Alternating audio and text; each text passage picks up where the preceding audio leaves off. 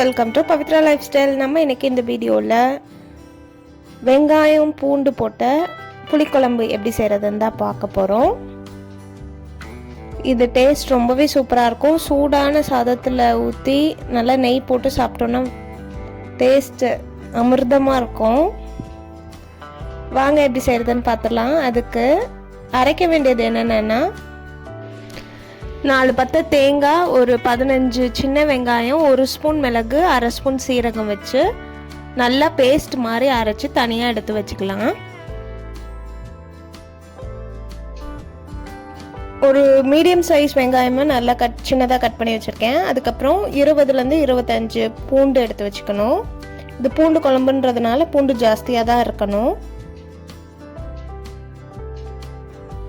சின்ன லெமன் சைஸில் புளி ஊற வச்சுக்கலாம். இப்போ ஒரு கடாயில் நல்லெண்ணெய் ஊற்றி செஞ்சாதான் இது டேஸ்ட்டு சூப்பராக இருக்கும். அதனால ஒரு 3 டேபிள் ஸ்பூன் அளவுக்கு நல்லெண்ணெய் ஆட் பண்ணிவிட்டு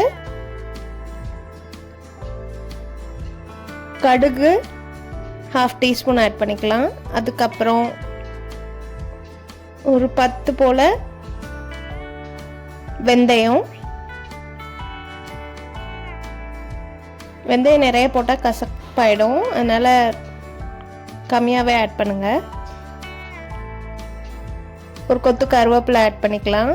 எல்லாம் பொரிஞ்சதும் வெங்காயம் நம்ம கட் பண்ணி வச்சுருக்கோம் இல்லையா, அதையும் ஆட் பண்ணிவிட்டு அது நல்லா கோல்டன் ப்ரௌன் ஆனதும் நம்ம உரிச்சு வச்சுருக்க பூண்டை ஆட் பண்ணிக்கலாம். அதுக்கப்புறம் ஒரு சின்ன சைஸ் தக்காளி கட் பண்ணி ஆட் பண்ணிக்கலாம். இதெல்லாம் நல்லா எண்ணெயிலேயே வதங்கி வரட்டும். இந்த டிஷ்க்கு தேவையான அளவு உப்பு அதையும் ஆட் பண்ணிக்கலாம்.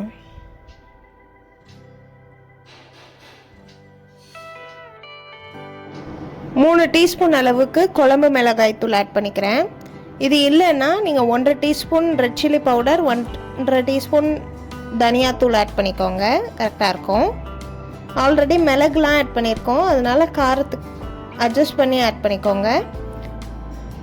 அதுக்கப்புறம் நம்ம அரைச்சி வச்சுருக்கிற தேங்காய், வெங்காயம், சீரகம், மிளகு அரைச்சிருந்தோம் இல்லையா, அதையும் ஆட் பண்ணிவிட்டு ஜார் கழுவி மட்டும் தண்ணி ஆட் பண்ணி வதக்கி விட்டுடலாம்.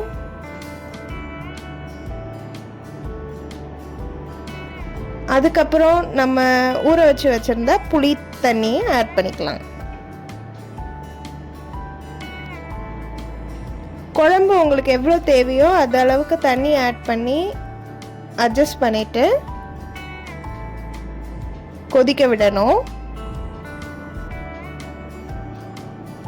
இப்போ தான் நம்ம சேனலை ஃபஸ்ட் டைம் பார்க்குறீங்கன்னா மறக்காமல் சப்ஸ்கிரைப் பண்ணிக்கோங்க. அப்படியே பெல் ஐக்கனும் ஆல்ல வச்சுக்கோங்க.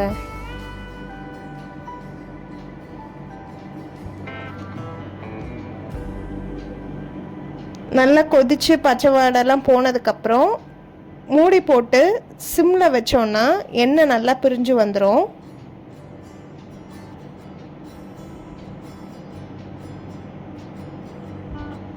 யாரெல்லாம் நீங்களும் இதே மாதிரி ட்ரை பண்ணிவிட்டு எப்படி வந்ததுன்னு கமெண்ட் செக்ஷனில் சொல்லுங்கள். இது நல்லா சூடாக இருக்கிற சாதத்தில் நெய் போட்டு சாப்பிட்டோன்னா டேஸ்ட் ரொம்பவே சூப்பராக இருக்கும்.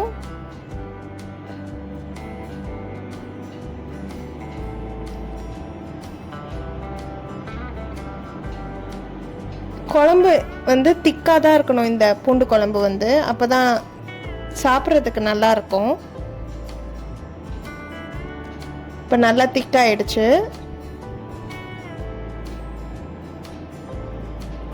இப்போ மூடி போட்டு சிம்மில் வச்சோன்னா இந்த மாதிரி எண்ணெய் நல்லா பிரிஞ்சு குழம்பு ரெடி ஆகிடும்.